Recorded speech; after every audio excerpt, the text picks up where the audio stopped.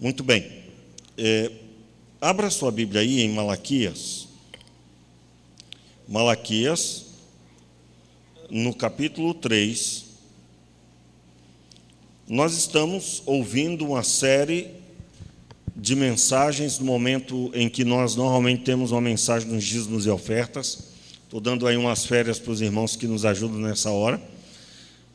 Logo depois que eu voltei de férias, eu comecei a ministrar lá desde o começo de Malaquias, com o objetivo de mostrar a mensagem de Malaquias, que é muito mais do que Malaquias 3, a partir do versículo que você conhece bem, a partir do verso 6, que é o texto que classicamente ministramos sobre dízimos e ofertas e sobre o cuidado que temos que ter em não negligenciar dízimo e oferta, sermos fiéis entregando ao Senhor.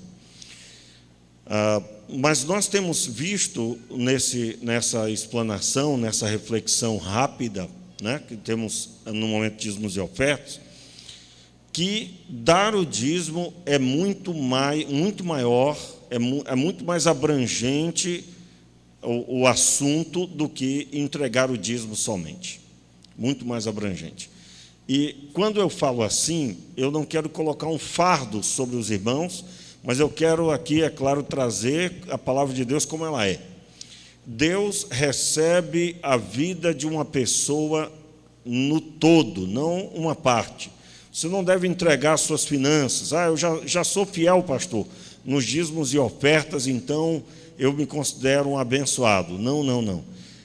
Dízimos e ofertas é uma área de sua vida, mas Deus recebe o todo, uma vida por inteiro, não uma parte só.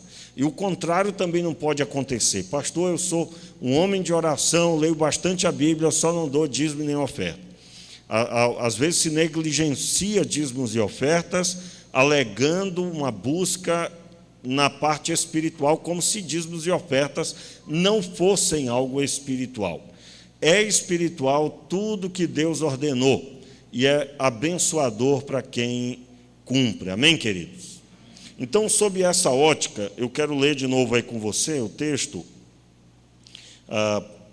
versículo 1 do capítulo 3, que diz assim: Vede, eu envio o meu mensageiro que pregará o caminho diante de mim.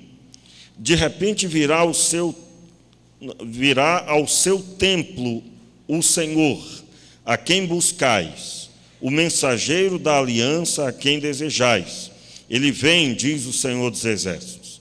Quem, no entanto, suportará o dia da sua vinda? E quem subsistirá quando ele aparecer?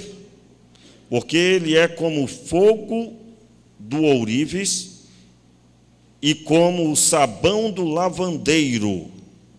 Ele se assentará como fundidor e purificará a prata, purificará os filhos de Levi e os refinará como ouro e como prata. Então eles trarão ao Senhor ofertas em retidão.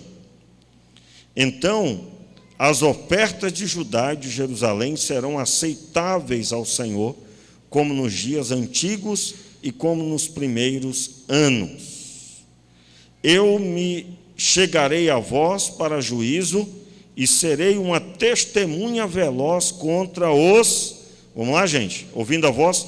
Contra os feiticeiros, contra os adúlteros, contra os que juram falsamente e contra os que defraudam o trabalhador e pervertem o direito da viúva e do órfão e do estrangeiro e não me temem, diz o Senhor dos Exércitos.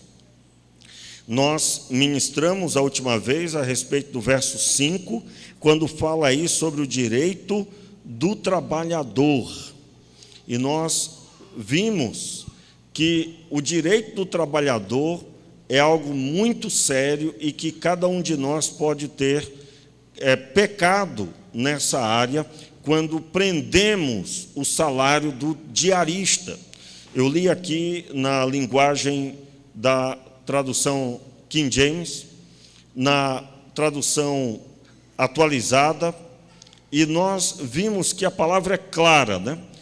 Se você prender o salário do diarista, que era a linguagem da época, todo mundo trabalhava por dia e recebia sempre no final do dia.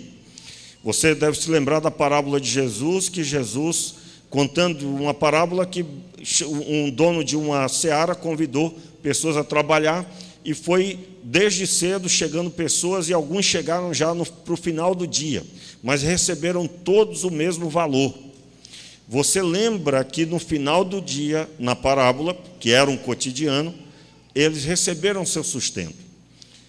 A linguagem de trabalhador não é essa que nós compreendemos hoje. O contexto da época era do trabalho diário. Inclusive, o pão nosso é o pão nosso de cada dia, porque o entendimento era esse. Eu sempre, a cada mensagem, eu procuro recapitular o que eu falei, trazendo uma nova informação. E aqui eu estou citando uma nova informação em outro trecho da Bíblia falando sobre isso. O assunto que eu separei hoje, apenas a tradução que eu li é contemporânea. Na King James, a ordem está o órfão, e não a viúva e o órfão. E eu gostaria de falar sobre o órfão hoje.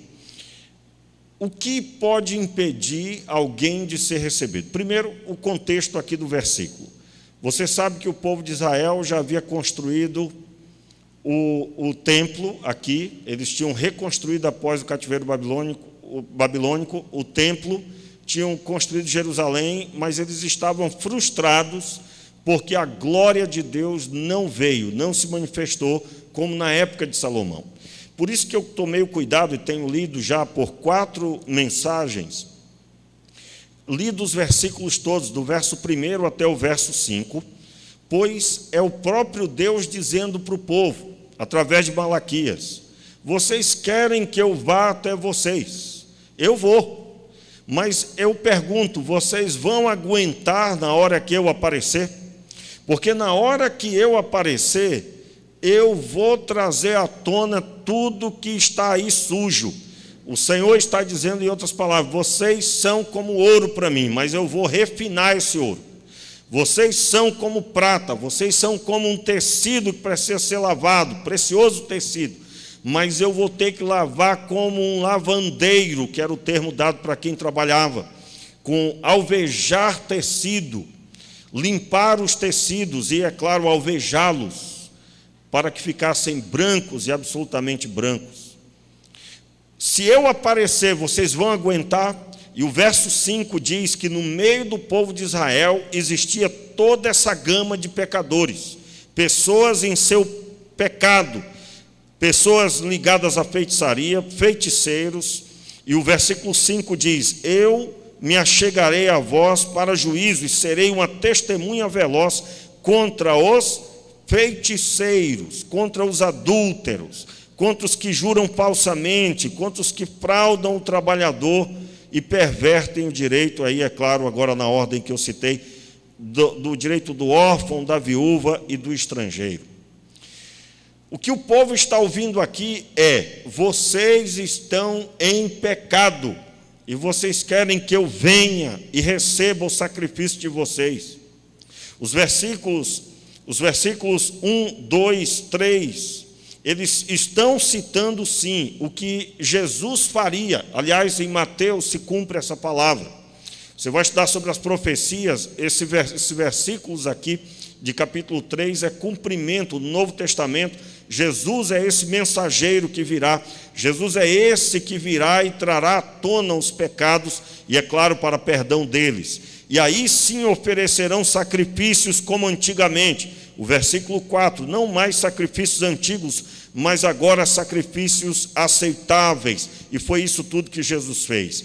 Mas no contexto da época, o povo estava todo em pecado, querendo avivamento.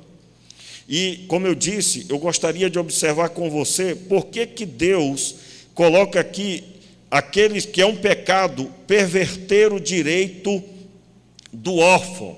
O que a Bíblia está dizendo? Primeiro, eu gostaria que você abrisse a sua Bíblia aí no texto de Deuteronômio. Abra a sua Bíblia aí, Deuteronômio. Deuteronômio, no capítulo 14, por gentileza. Capítulo 14, versículo 29.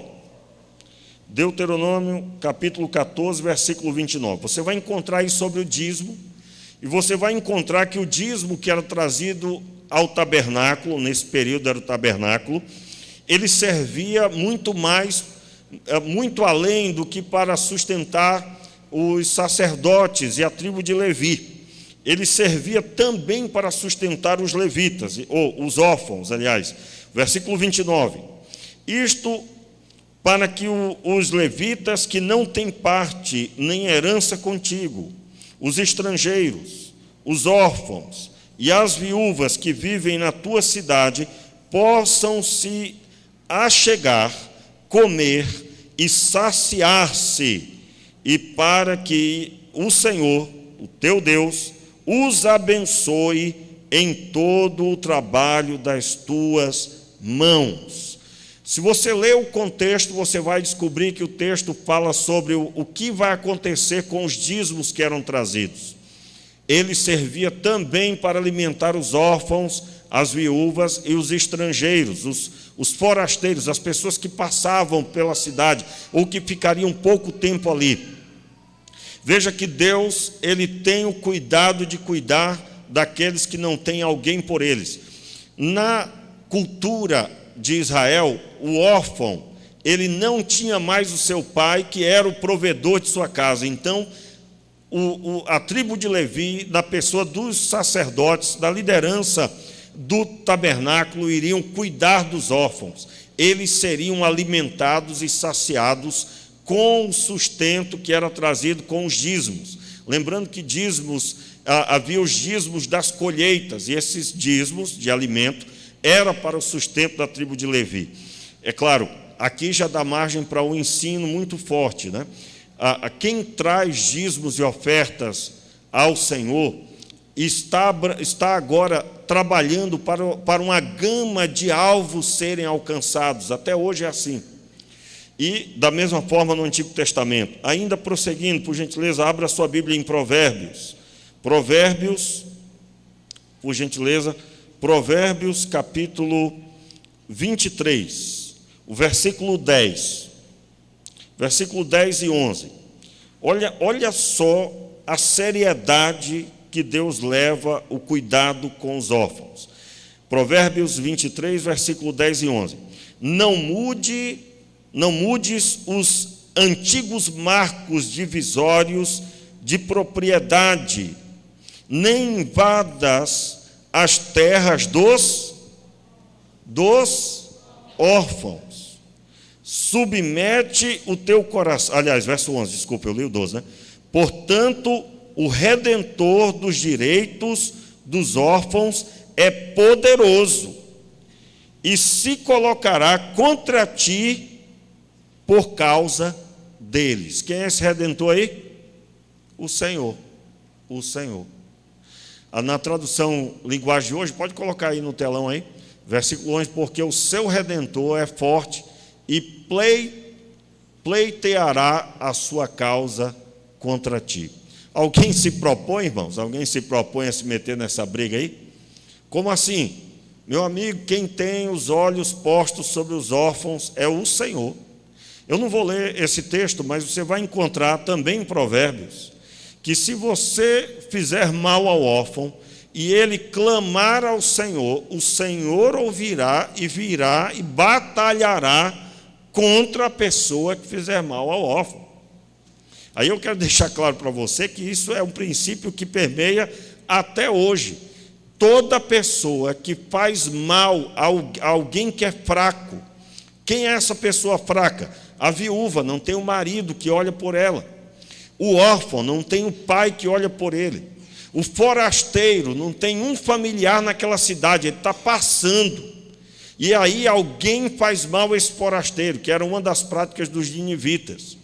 Eu citei aqui já várias vezes, eu quero repetir, que os ninivitas seriam destruídos porque uma de suas práticas malignas era pegar os forasteiros que passavam pela cidade, prendia e matava com uma sagacidade enorme. enquanto eles sorriam e brincavam e banqueteavam em seus cenáculos, em seus aerópagos de jogos. Você vai encontrar isso no registro histórico de Nínive, né?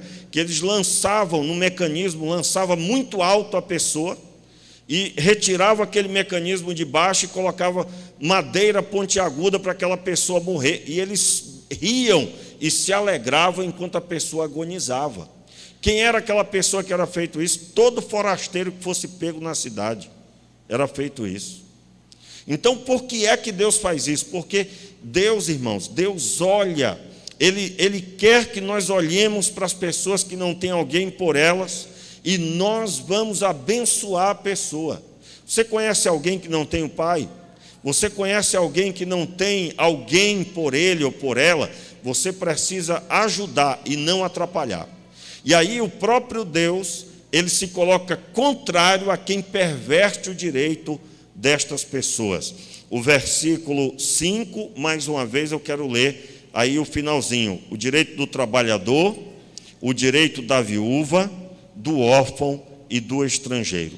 No nosso próximo encontro eu quero abordar isso mais um pouco, agora dando ênfase à viúva e depois dando ênfase ao estrangeiro. Motivo: nós precisamos entender que não é uma mão que traz o dízimo e a oferta é recebido, mas é um coração transformado, que olha para as pessoas com amor e age conforme o próprio Deus orienta na sua palavra. Você pode muito bem, meu irmão, olhar para esse texto e dizer, é a aliança do Antigo Testamento, e você ignorar. Peço a Deus que você não faça isso, porque é um erro. Qual é a ênfase que eu devo olhar aqui?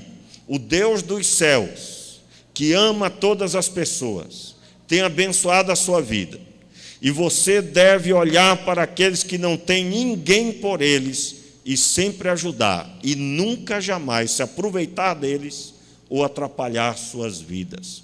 Você vai encontrar texto bíblico dizendo que ai daquele que fizer mal ao cego, que fizer o cego errar o caminho. Você tem uma ideia do que é isso?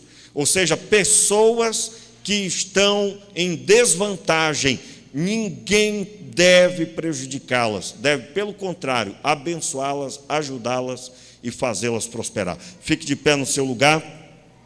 E nós vamos orar pedindo que Deus transforme o nosso coração e que nós sejamos genuinamente pessoas transformadas que entregam dízimo, que dão ofertas, que compram a camisa de missões, que dá oferta de missões, mas que têm vivido o amor de Deus para com as pessoas genuinamente.